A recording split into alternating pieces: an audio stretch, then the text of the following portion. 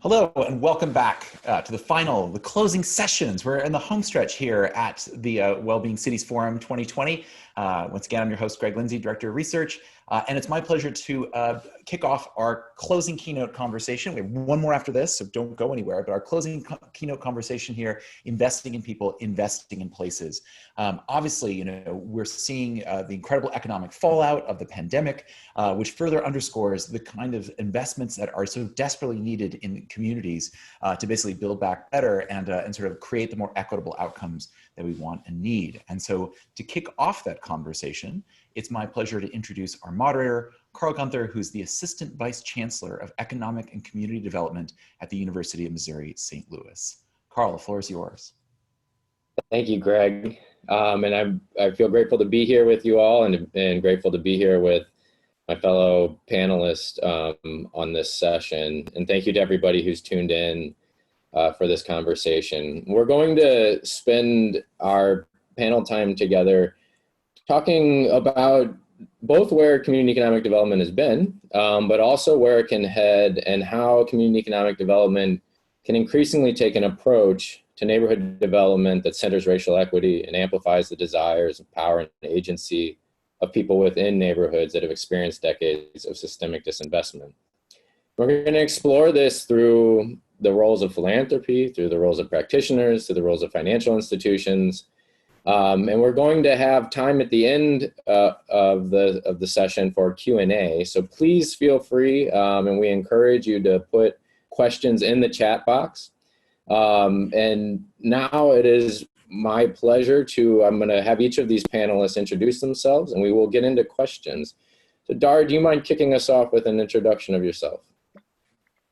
Sure, thank you, Karl, and hello to everyone out there. I wish I could see your faces, so I'm not just speaking into a room. My name is Dara Eskridge. I'm the Executive Director of InvestSTL. We are still very much a startup entity that is focused on equitable neighborhood development throughout the St. Louis region. We do this primarily currently through funding, but we are moving towards also policy discussions and broad table convenings. I guess important context for this conversation, I am also an urban planner and architect by trade. Thank you, Dara. David? Good afternoon and good morning, everyone. Glad to be here and participate in this panel discussion. Excuse me. I'm the Director of Community Economic Development for Midland States Bank. We primarily operate throughout the entire state of Illinois, south of Chicago, and then also in the St. Louis region. We do some work across the national footprint with different products that we have. I also am a urban planning and developer graduate of St. Louis University.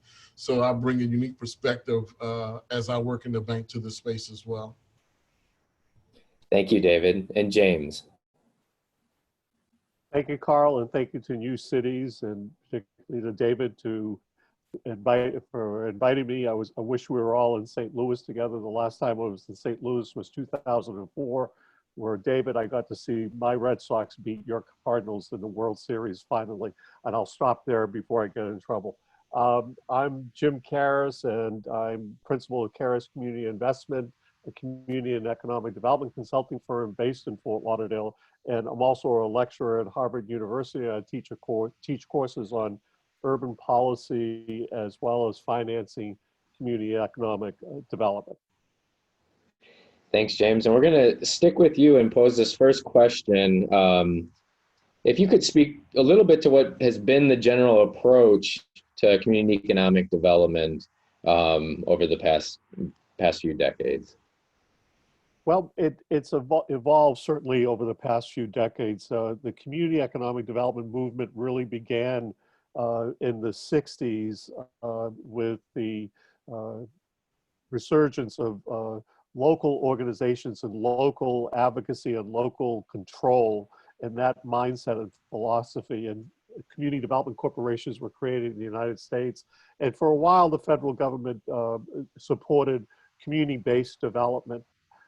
As administrations and policies changed, that support went away for a number of years, and we're still in that framework of community development or community-based development is happening organically from local communities, low opportunity communities in particular, where folks are coming together and deciding, we know what our primary issues are and we want to do the planning. I would say that overall, we have not evolved greatly in terms of, I know some of the large cities have had some success with this, but I think the planning profession and a lot of the public local governments are really not in tune with community-based economic development. I think they're often government is so programmatically driven. I'm in charge of community development block grants. I'm in charge of housing bonds. That the goal from a local government perspective is to fulfill the requirements of that particular program. So investing in people and investing in locally based planning is low on the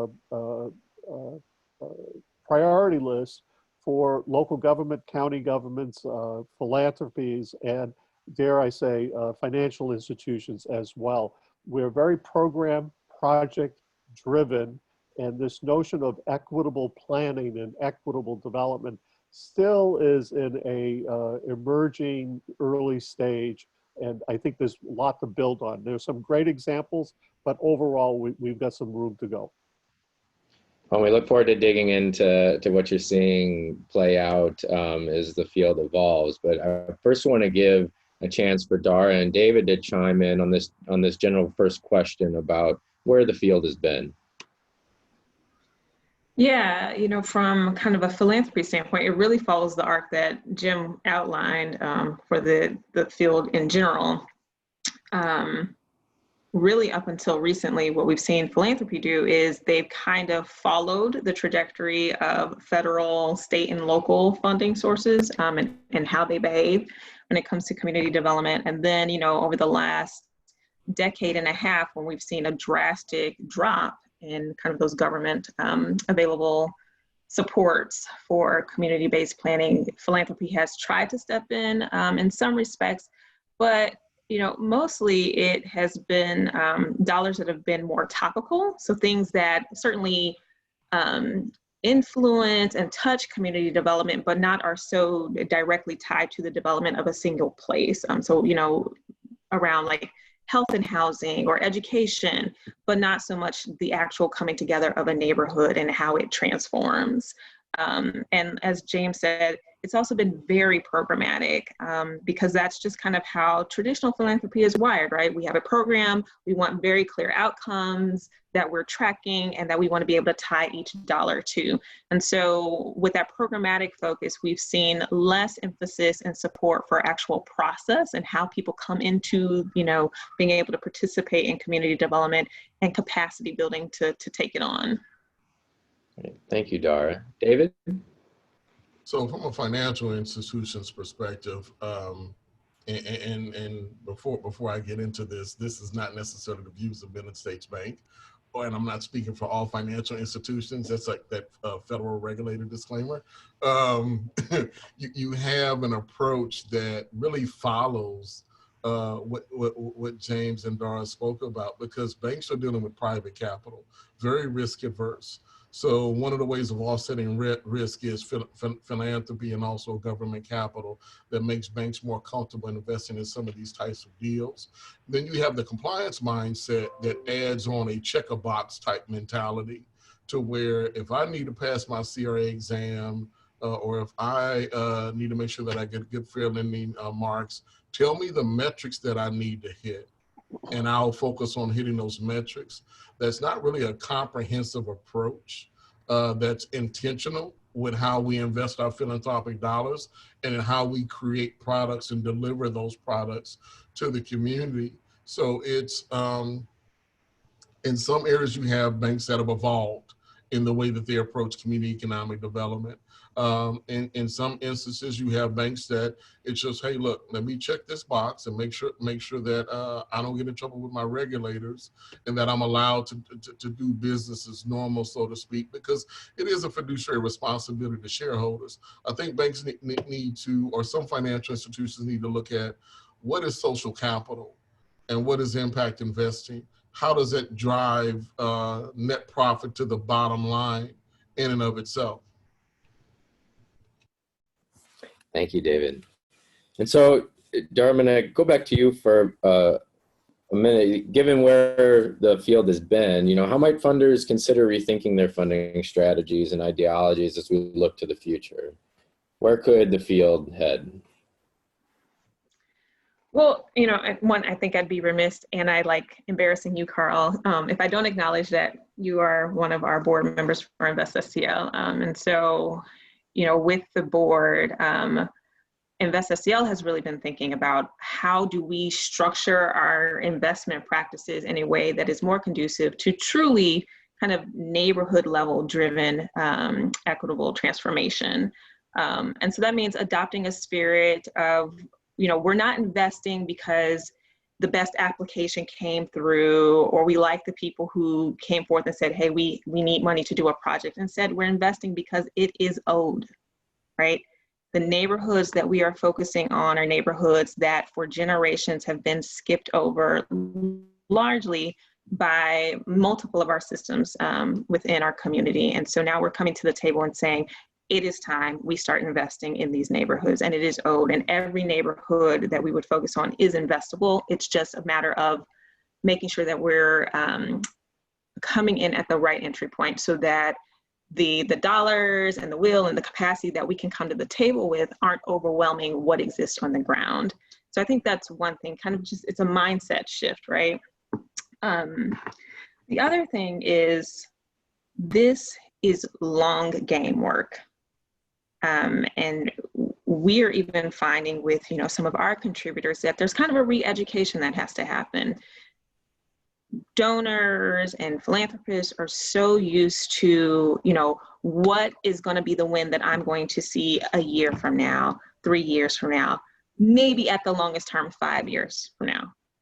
But the issue is, this is generational work, right? To be able to help a neighborhood truly transform itself at the ground level, it takes a long time to, one, build the muscle for that, but two, to see the longer term sustainable results of that. And so we all kind of have to shift our framing of how we look for success, what we understand as real progress, and understand that it might not be about so much market driven indicators, but instead it's about who's showing up and participating in the process, what voice do they have, what power is being shifted, and have we built up the muscle for greater collaboration, both internally within the community and then its extensions to outsiders who can support them in their transformation.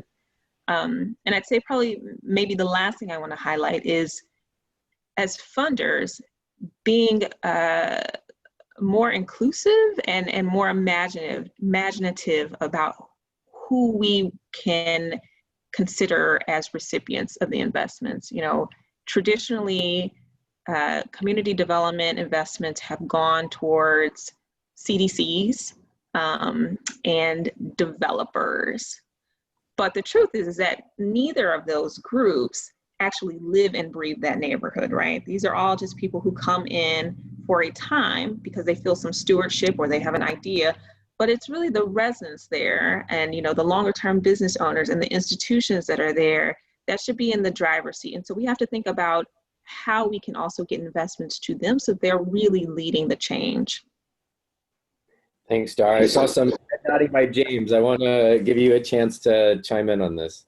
Yeah, I really appreciate Dara's comments and observations. They're so accurate and spot on. Just a quick comment on philanthropy. We see, you know, we use the term philanthropy like we use the word media, and we indict or applaud that sector. Philanthropy, like media, is many pieces. In philanthropy, we have national large philanthropic organizations, Kresge, Rockefeller, Ford, and others, the MacArthur, that are fairly sophisticated and recognize this conversation that we're having right now. They get it.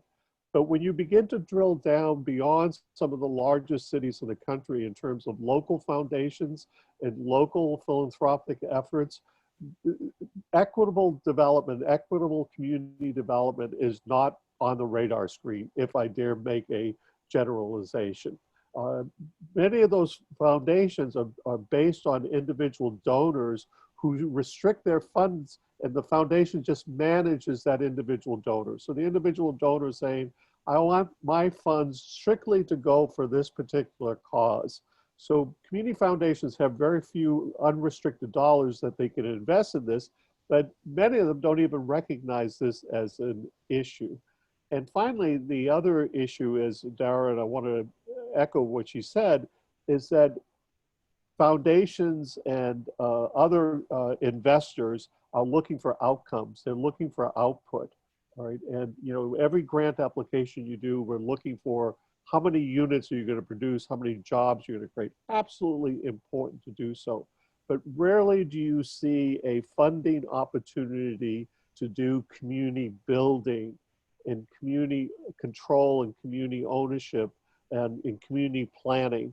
I'll close with this very quick anecdote. I was on a local forum recently on a panel on racial equity in South Florida, and the president of one of the Urban League chapters said that since the George Floyd murder in May, she's received numerous phone calls from corporations saying, we'd like to help, tell us what we can do.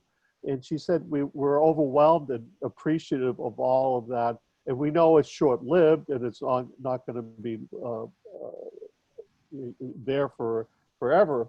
But she said the one area she can't get funded is, and as 12 years as president of the Urban League, is advocacy and planning. Nobody's interested in doing that. So community building is based on advocacy, knocking on doors, bringing people together, and letting them do the planning, right? And so advocacy and planning wind up being the least important from a funding perspective. And again, I'm making a broad generalization. Can I just hop in real quick and say yes, yes, and yes? And also you said something about philanthropy. You know, we think of it as just one block, and it is really nuanced, right? Because there's other philanthropy that happens at the neighborhood level where you kind of have these everyday philanthropists, which, you know, to Karl's credit and the founders of InvestSTL, they recognize that. And so I think we do have to think about, you know, how are different segments of philanthropy approaching this. And when we're talking about neighborhood development, maybe a good cue for, you know, a more institutional philanthropist like InvestSTL would be for us to look, where are the dollars being exchanged at the neighborhood level? You know, where is, you know, the lady who lives at the end of the block, where is she putting her money to? Which organizations within her own neighborhood is she putting that money to? Because then that lets us know where she has her trust in her neighborhood, right? And that should be directing where we put our investments as well. Thanks, Dara. David, would you like to chime in a little bit? I know that the banks often have some philanthropic strategies as well. Would you care to chime in on this topic?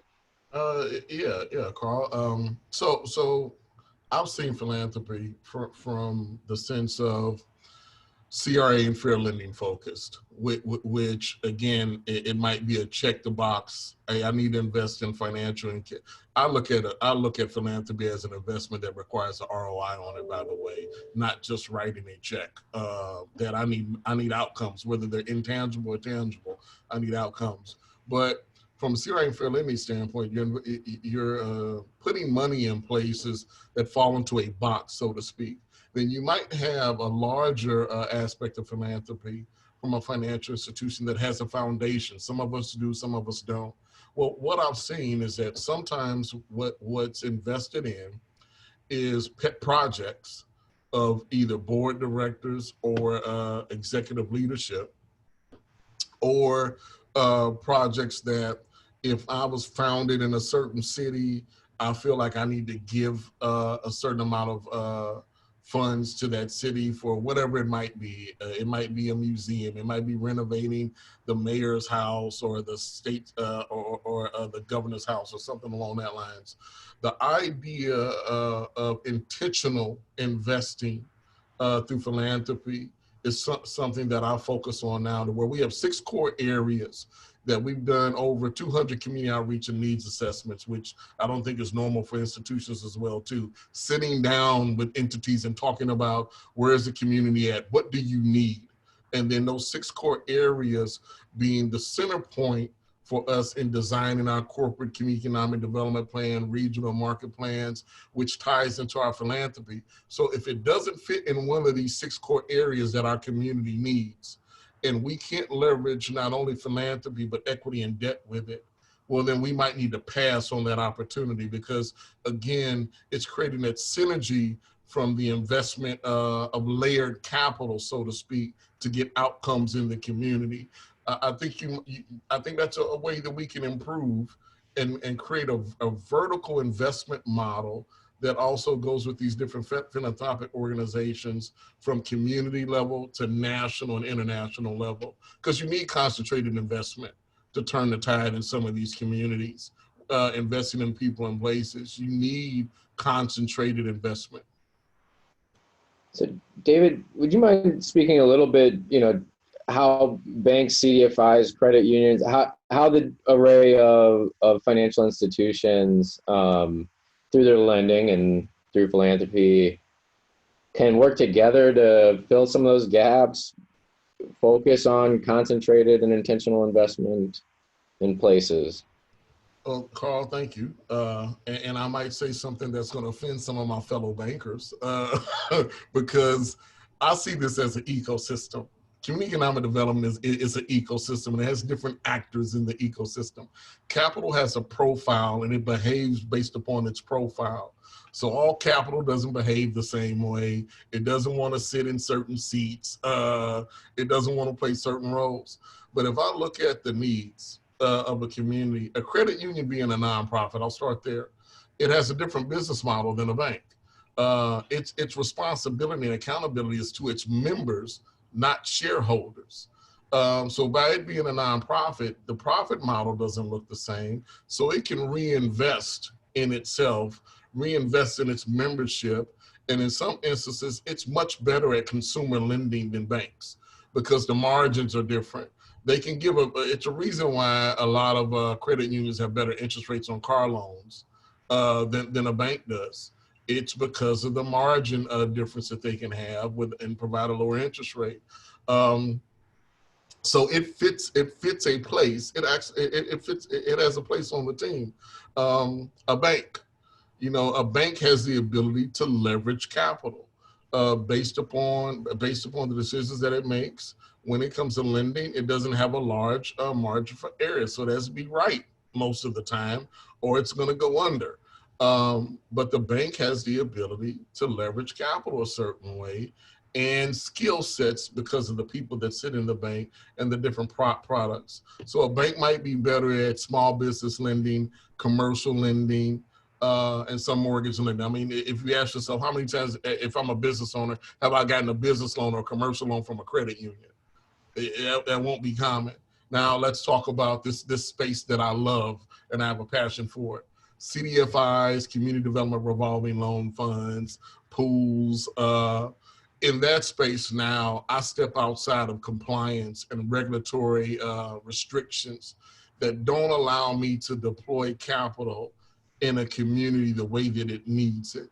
So the bank, people wonder why banks don't do some things. What's the rules? It's rules to this. So some things we can't do, even though we know that they need to be done. Well, that's the job of that loan fund or that CDFI. And the CDFI and loan fund can be much more consultative in the way that they deal with their customer base versus a bank because of liability. But when you look at this whole continuum now of lending, because I'm not talking about investing, if we understand how to play together and what roles that we have on the team, how we leverage ourselves in the ecosystem in intentional activity that is driven by a planned outcome well, then we can be much more effective. I think right now you have a shotgun approach and you're not hitting too much. We need a more laser focused approach, a more cohesive and collaborative approach in this continuum of capital, so we can better target that deployment of capital for community investment. Thanks, David. James and Dara, in thinking about what David shared, any reflections on how the practitioner field or philanthropy also layer into the spectrum of the financial industry?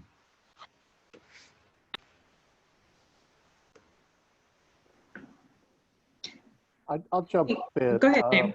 I'm sorry, Dara. I think we were both thinking at the same time, and I'll be brief. I just think that, again, as I mentioned earlier about philanthropy, financial institutions is a broad term to use. We have over 6,000 banks in the United States, but the concentration of assets is in the top 10 banks. I believe 90% of bank assets are controlled by 10 banks.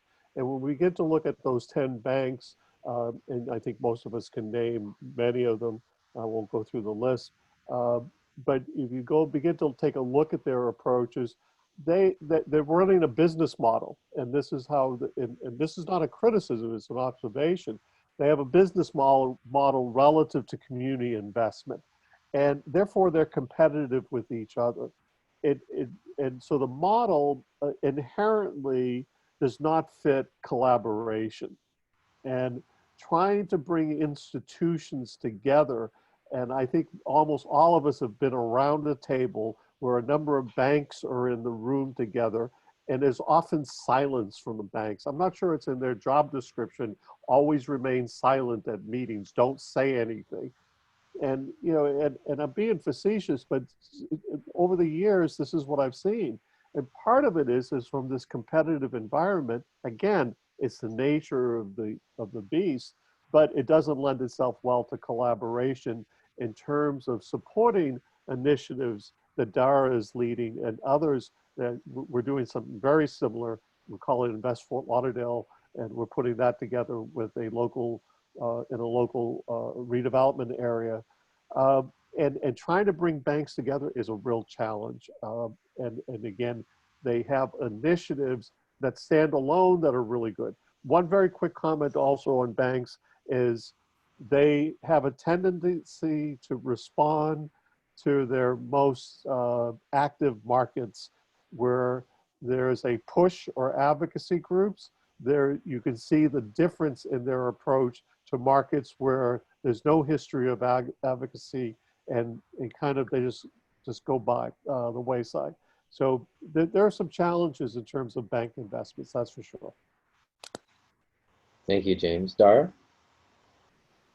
Yeah, I am a former bureaucrat, and so like, you know, bankers, you know, I was led by regulations, but the thing about regulations is they're really open to interpretation, and it depends on who's reading those regulations. And so how banks participate in community development and just kind of like their sophistication of understanding of what community development really relies on who's the one who's charged for making those CRA investments. So like with Midland States, I'm grateful because, you know, they are an investor in InvestSTL, but it's because you have somebody like David Noble who has a bigger understanding of what community development is. So that's also part of it. So much is about, a lot of it is about who's in the position within those banks, who's building these relationships, and how broad and deep their knowledge set is of the work. And so if we can get more Davids, we might see a little bit more flexible support for community development going forward. And then Jim, you said something about, you know, banks are most active in markets where there's a strong advocacy piece there. And I think you're right about that. And I think that really is critical for what we're seeing now, at least across the US, because of both kind of these twin pandemics happening, you know, COVID and racial injustice just continuing to really bring everybody to the table. banks are now also starting to take a posture of, in some ways, wanting to atone. And so here's a real opportunity for us to help banks shift their mindset about what community development is and how they can invest differently. Oh, I want to speak to something that Dara just said real quick. Advocacy and Jim, advocacy groups, and the response to a hotbed situation to where I'm being antagonized, and I'll say antagonized because that was the culture just a couple of years ago with the different presidential administration, to where you're pointing out a problem to me and telling me what I'm doing, what I'm not doing, but you're not bringing a solution to me. So you're asking me to do something that technically or realistically, I don't know how to do it, because the business model I've been operating off of that for 100 and something years. So now you're asking me to do something that I don't know how to do. You're pointing out a problem to me, but not a solution. And then you might be attacking me and telling me to invest in a market that is not the market that has the highest need.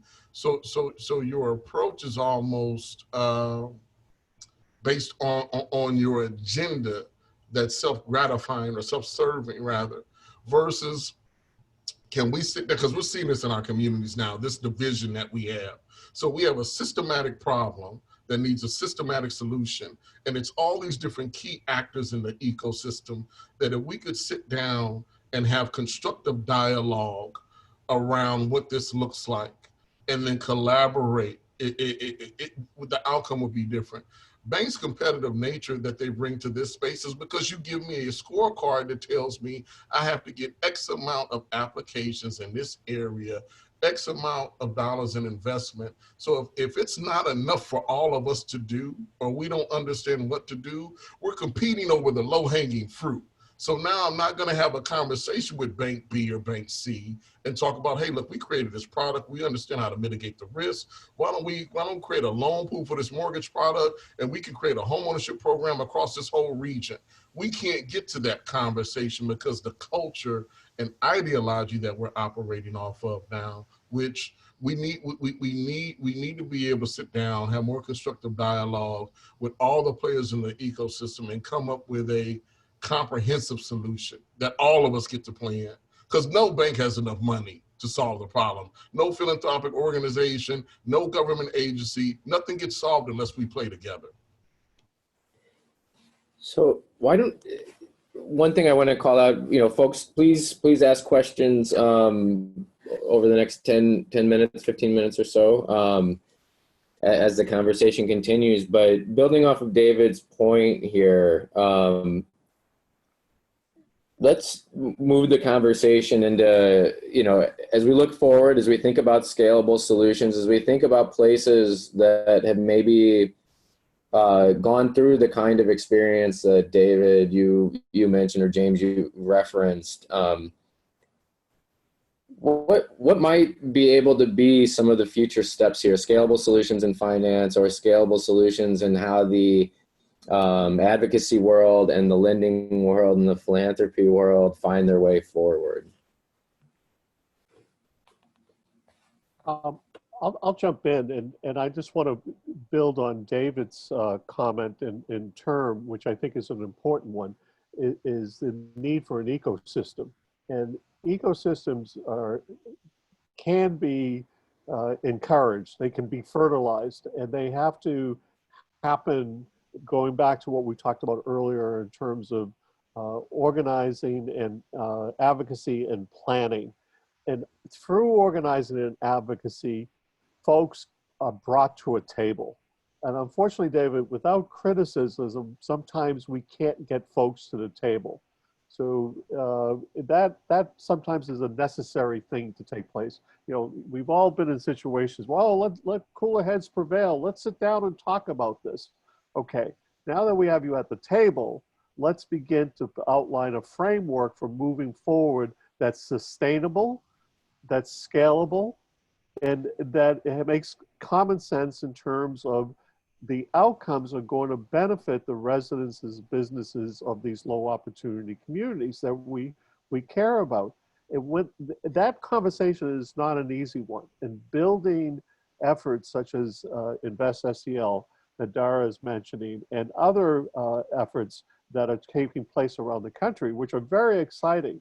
And I think that approach is really, really important, because now we have a scorecard, we have a dashboard, and saying, this is our plan, these are the outcomes, here are the tools that we need to reach these outcomes. Therefore, financial institution A, B, and C, and philanthropy A, B, and C, here are the roles that we'd like you to play. It's a script, if you will, and we lack that script.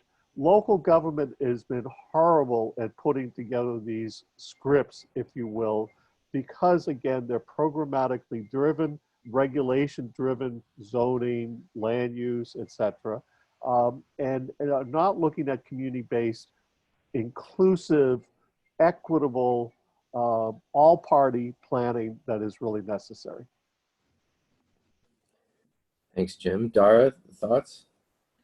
Yeah, Jim, you said something in there that made me think of a card that I keep bringing up in conversations over the last week. So if there are any St. Louis folks who have heard me say this, forgive me, but this is how you know I really believe it. So when you were talking about conflict is sometimes the thing that can bring people to the table, or critique is the thing that can bring people to the table. If you're familiar with kind of practices around dismantling racism, there is a characteristic of white supremacy that is fear of open conflict. And there is an agreement or practice that we can do to dismantle that fear. And it says, we do not require people to raise concerns in acceptable ways. We do not use the excuse of how an issue is raised to justify ignoring the issue. We do not blame or label individuals for raising issues that cause conflict or discomfort. I think I want to bring that up because real transformative work is full of conflict. It is full of things being brought to the surface in, uncomfortable ways.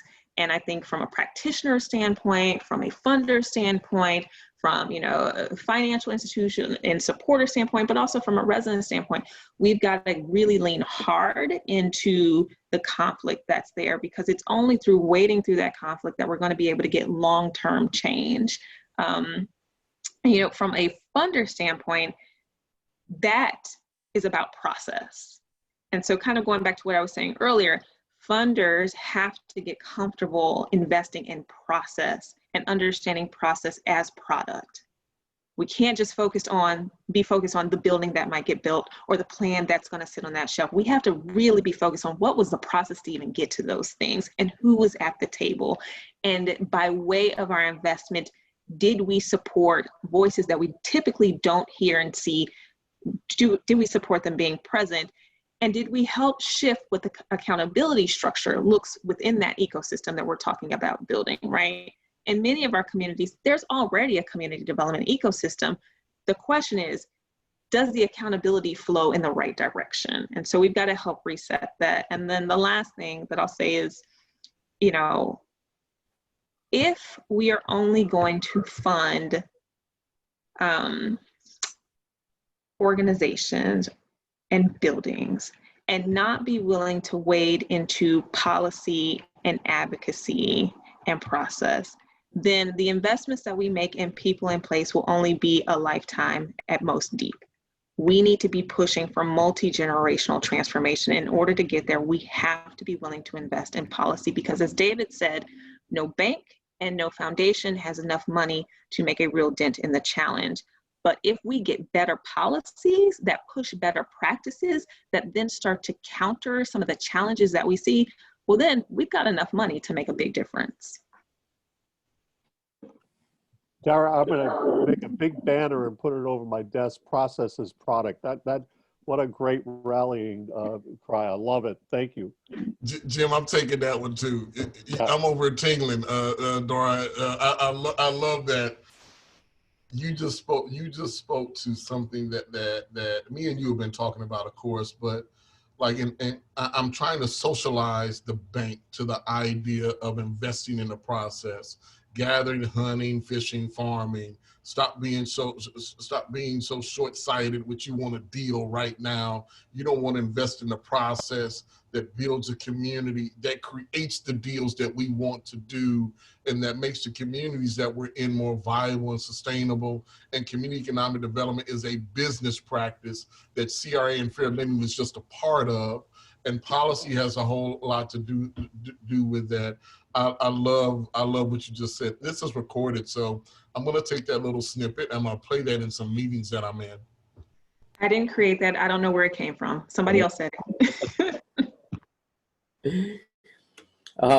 Before we turn to some of the questions that are coming in through the chat, I do want to give a moment for you all to speak to, some of the areas of promising practice that might be able to, work across the ecosystem, but really develop, strategies that support both the financial, social, environmental realities of community and community life, and especially also, inherent in what we've just been talking about is that if we do it the way we've done it before, it's going to reinforce who's had access to capital in the past, who has had power in society, and so we need to be conscious of where we head and how we head there.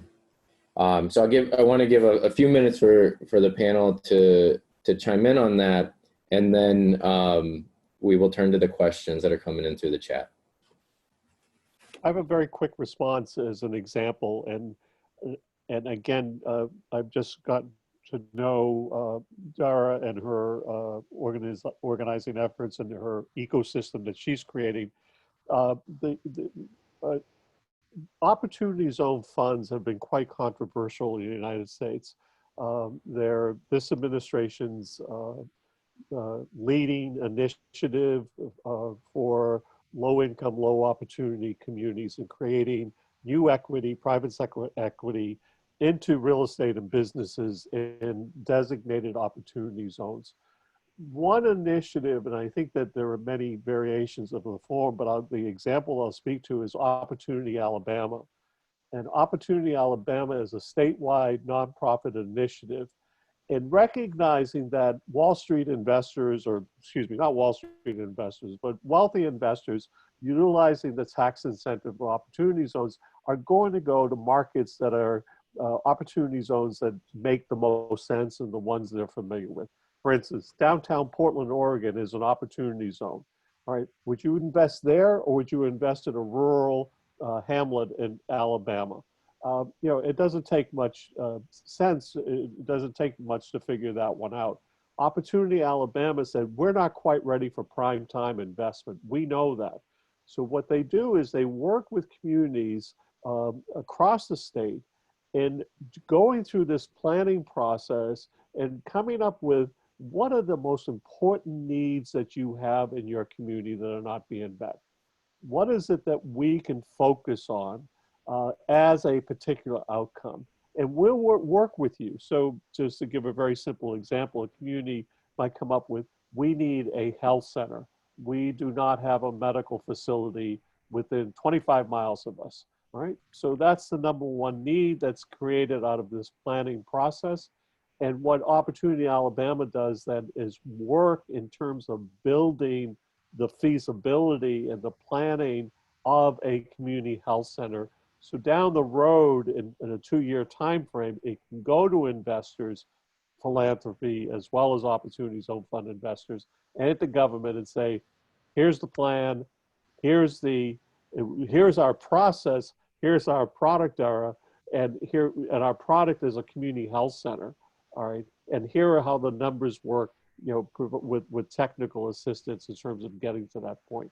I think that's an exciting innovation, if you will, that we're seeing other organizations around the country working in various forms of that, and the Opportunity Zone Fund program has sparked that, I think, creativity. Thanks, James. You're welcome. David and Dara. Well, James, I'm gonna Dara, if you don't mind. I think you might have these great closing statements that you're making. I don't want to go after you. So I actually met James at an Opportunity Zone presentation at the Council Development Finance Agencies, and we discussed this actual concept and how communities aren't ready for opportunity zones, and again, the profile and behavior of certain capital. So one of the things that I've been working on over the last probably 2-3 years is the idea around this intentional investment and investing in the process, the planning process, and changing the planning product from, I've seen development products, and then I've seen comprehensive planning products. So one focuses on people and nice pictures and words and what could be possible, but you can't implement it. The other one is a whole bunch of projects that just have financial outcomes. The combination of the two, and then why does that make sense? Because in some of our communities, we don't have enough deal flow. I'm actually trying to create deal flow by saying, look, if we intentionally plan for the community and we invest in people and places, we can actually effectively build communities. So it has to be a socioeconomic focus behind that process that you're investing in people and places through the planning. You create enough projects to where it's a reason that capital will want to aggregate and invest in that region. So you can't give large capital the one-off deals. They're not interested in that. You got to aggregate enough capital to where they want to come sit, they want to invest. For financial institutions that aren't leaving, we pretty much aren't deal makers. We don't create opportunities, we just finance projects. So from a financial institution saying, look, we used to be community and economic development drivers of the communities that we're in. Why don't we revisit that? Community, why don't you revisit the way that you build the community with your self-investment? Why don't we collaborate, go through this process, and the product that we will have will be a healthy, viable, sustainable community for generations to come if we do this together. It has been like herding cats and pulling teeth. I've been talking to politicians, I've been talking to philanthropy, I've been talking to developers, I've been talking to the capital markets, I've been talking to financial institutions. The challenge is that it's this change of mindset that we have to have, and a difference in approach, that you're turning not one cruise ship, you're turning multiple cruise ships to align themselves and have the same destination. But this is something that I'm committed to. I think it's been a lot of traction with folks like Jim and Dara, the work that they're doing, Karl, the work that we've been doing together. The possibility is there. We just have to convene the right thought leaders and be able to influence key stakeholders and power circles and centers of influence to look at this differently. If nothing else, COVID and the civil unrest from racial injustice and inequity has created a moment in time to where I will call it a perfect storm. Things that have been ignored can no longer be ignored. It's like front and center, and power bases at the highest level are having to pay attention to this and think through actual marketplace community solutions. Thanks, David. Dara? All of that, and I'm inspired by some of the answers that I'm seeing in the chat as well. So I will echo what I see there. You know, investing in what some of us refer to as civic infrastructure, which is a space that InvestSTL is moving towards. And we've seen this in ways across the US, but I think we can scale it up. So this idea that there are experts with muscles within the neighborhood that we want to be able to support. And so investing in their ability to continue to grow their capacity, be able to come together as residents and organize and set an agenda, that's something worth investing in and scaling up. I saw people mentioning things around partnerism. I would add in there coalition building, right? And that's definitely an offshoot from civic infrastructure development. We need coalitions because it's going to take so many different perspectives and expertise areas to really be able to move the needle. And then I'd say maybe the other thing, and you know, people feel all kinds of ways about things such as universal basic income and things that look like that. But the truth is, if we really want to support neighborhood transformation, we have to also believe that neighborhoods are not places, they are people. And if we're not willing to at least attempt to match our investments towards programs and processes and buildings, to match that also with an investment in households directly, then we're not serious about being able to support neighborhood transformation, because household level economic mobility and access to opportunity will speed up transformation and make it more authentic than almost any other action possibly can. Thanks, Dara. And good segue to one of the questions in the chat here, but you're hitting on the importance of both how communities shape the people who live there and the people who live there shape communities, and being mindful of both of those tactics and strategies and making sure that we match our level of commitment in each of those spaces, or appropriately level those investments. And we have a question here that a little bit about that interaction, about pedestrian access and community design and how it influences community interaction and public life. And the example is in Fort Lauderdale, this person shares that there's sprawl, heavily relying on automobile, and little interaction between neighbors and the opportunity to interact in a democratic way. And so thoughts about how the shape of community leads into civic life and how that affects advocacy and planning and community development. I know we have at least two urban planners. I don't know, James, forget what your degrees are in, but I'm just curious what people's thoughts are about how the intentionality around community design or lack of intentionality might intersect with community life. I just have a very quick comment in terms of design, which is, it's something I've appreciated all my life, but I have no skill sets in it whatsoever. So, but the one area that has troubled me over the years of working literally around the country in over 300 communities and low opportunity communities is the lack of connectivity. And often we see bike paths and walkways and greenways and open space. And if we look at a heat map, and in fact, I think this is just recent, as I hear myself speak, there was a study done, if you will, in terms of the lack of parks and open land and trees in formerly red line neighborhoods, or it was quoted as formerly red line neighborhoods. And I think that's true overall, is that we do have an issue around equitable connectivity, equitable landscaping, recreational and open space. And I think that's part of that process that we've been talking about, is that folks, we've gone through this whole session without even talking about what do these communities look like and how do they work from a physical sense.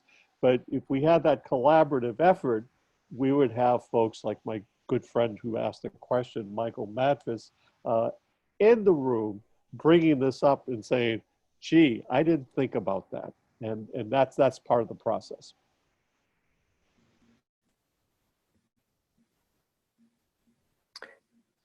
So I'm reading, Michael, you said Jim, that's his name. I'm reading the question line by line.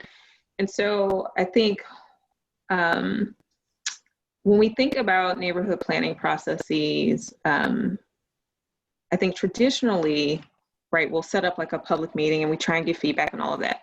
But really the richest feedback and processing occurs organically between neighbors as they're passing each other, as they're, walking into the corner store, as they're waiting at the bus stop.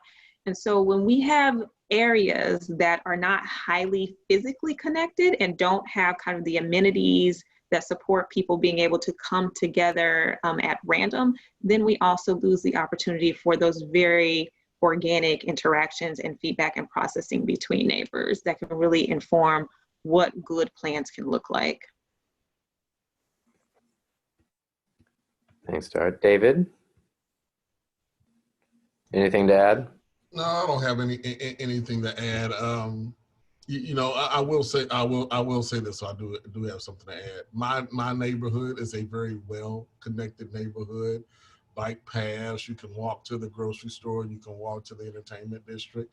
I've seen a big difference in the way that our neighbors are interacting now with COVID-19 happening, and the fact that you can't just get out. So the interaction with my neighbors has been like nothing before, because the fact that we can walk so many places. So that connectivity that Jim speaks about, I'm like, okay, well, we got better relationships, like we're cooking food and sharing food, and that whole sense of community is different. That I think I grew up in a suburb and I moved to the city. In the suburb, the fact that you got to get in a car to pretty much get anywhere, and you don't have that same kind of connectivity, that's a big difference in how that neighborhood lives and breathes, and what kind of interactions it creates between the neighbors. Thanks, David. And we've got 5 or so minutes left here, and I want to end on this. There's a lot of comments about the inextricable tie between equity and well-being. And there's a question here about how we shift from equity inclusion being seen as something for the realm of charity to moving it to a philosophy of investment. And their question is, how might we shift this state of mind such that philanthropy becomes investment?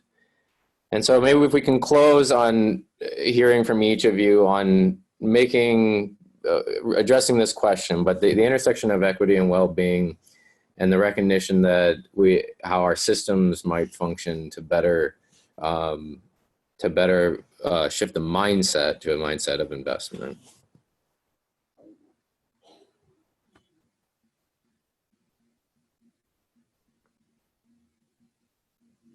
James, you want to go ahead? Sure. I was holding back a bit. The last few years, I've been actively involved with promoting affordable housing issues in South Florida. Actually, it's been a number of years I've been doing that. And recently, 2 different advocates, very effective advocates in the community in the past year, both separate times said to me, we have to stop talking about affordable housing as a social justice issue. We need to appeal to others and tell them it's an economic development issue. And I patiently have heard this a number of times. And the last time, unfortunately, the person that said this to me, I didn't lose it, but I snapped back and I said, no, you are wrong. Affordable housing, and I could replace the term affordable housing with the issue around equity, is a social justice issue, and social justice is economic development. Without social justice, including having equitable communities, fair and just inclusion for all, we cannot be successful at economic development. So I'll leave it at that as my closing comment. Excellent point, James. We are also venturing into the space where we're starting to think of and repositioning community development as a means for justice, right? Because there have been severely unjust acts that have occurred in the name of community development. We can reimagine it and reuse it as a way for justice. I would also say, you're also speaking to language. The language that we use within community development and philanthropy is very charity-based. We have to be more mindful about the language. So I saw somebody in the thread say, getting it to look more like investments and talking about it as investments. We no longer use the term grantees. We no longer use the term grants. It is invest. They are investee partners. Our own individual within our team, they are not a grants manager. They are our neighborhood solidarity partner, because that is what they are. They are somebody who is standing alongside the neighborhoods that we are investing in, and they are moving and going in the direction that our invested partners tell them they need them to go. And then the last thing that I'll just kind of reiterate, at the top of the introductions, I said that InvestSTL, we're getting to a space where we invest because it is owed. That right there starts to poke holes in the notion of philanthropy as charity, right? We don't have some big mound of wealth that we're doling out because, we're in some higher position and we get to pick and choose who gets the money. No, the thing is that these neighborhoods are owed the investments that they have systematically not had access to. And so we have to be mindful of making sure we are directing as much capital and network and power to those neighborhoods as possible. And for it to really not be charity, I know we've said it over and over again, I'm sorry, but if we're not willing to invest in the policy and advocacy side of it, it is just charity.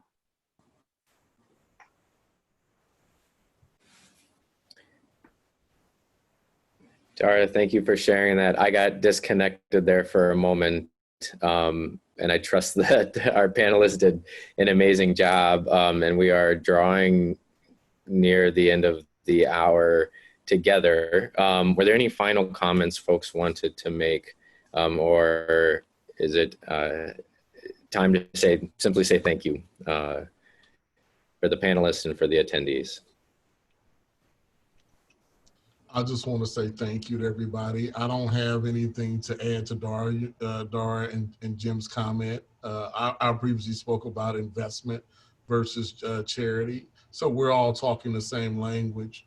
And I think it's some great takeaways from this in working together to build community. So I welcome anybody to reach out to me through LinkedIn, have a chat, discuss some things. Jim and Dara, I will continue. Karl, I will continue to work with you all and spearhead the charge from the space that I play in. And New Cities, thank you for the opportunity. Thank you to New Cities for inviting us. Great to participate with our fellow panelists. Yes, thank you.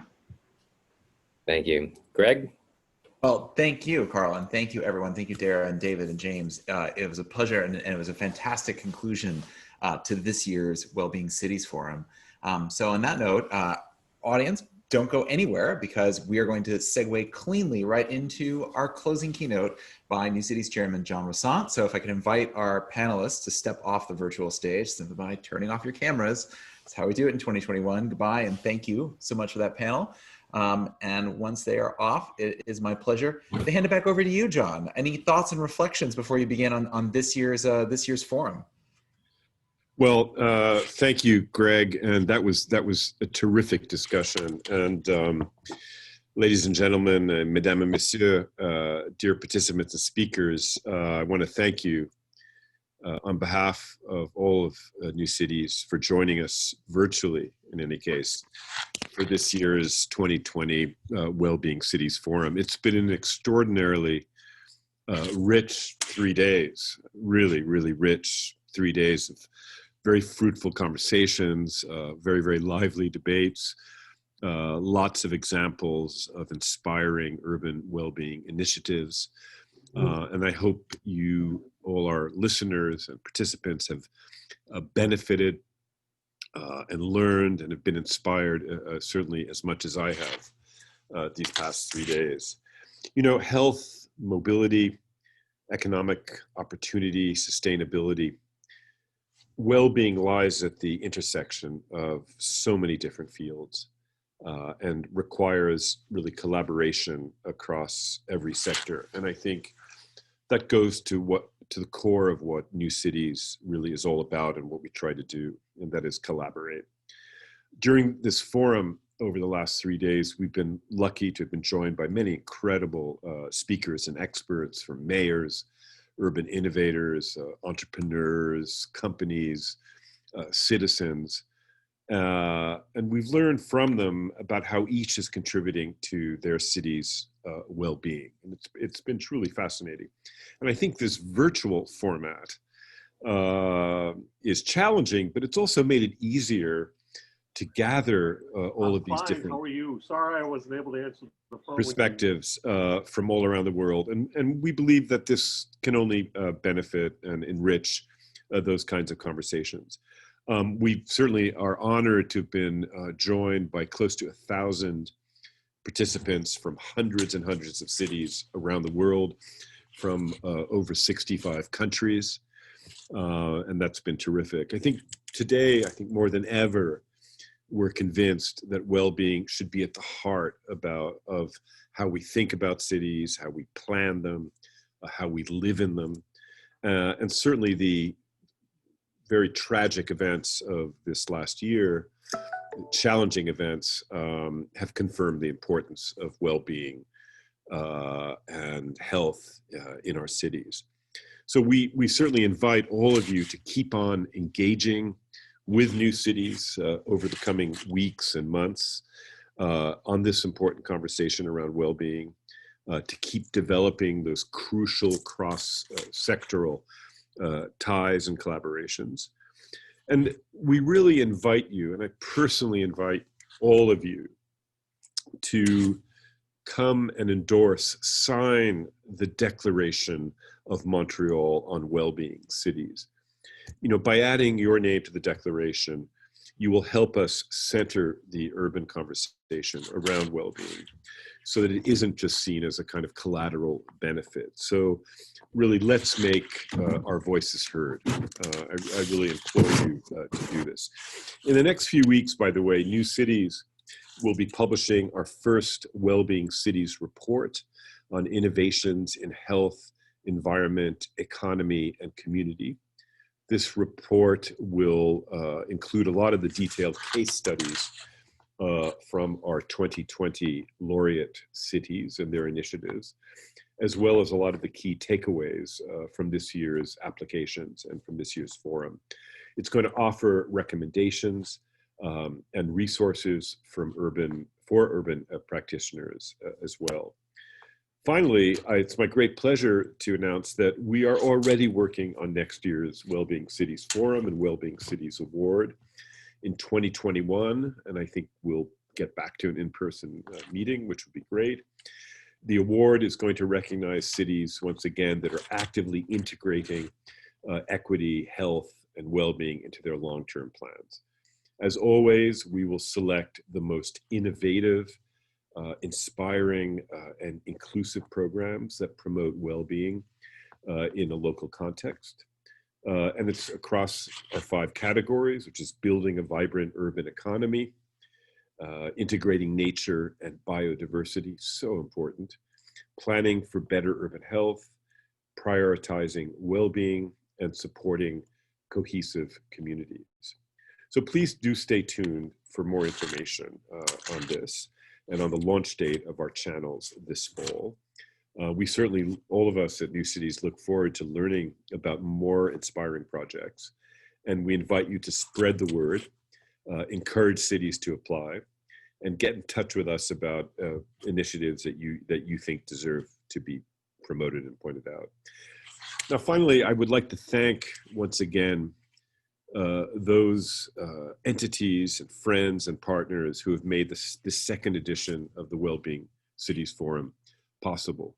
I want to thank our friends at Novo Nordisk, our partners. Thank you very, very much. Thank you to our home city of Montreal, to Mayor Valérie Plante and her team for partnering with us for the second year, for being long-term partners.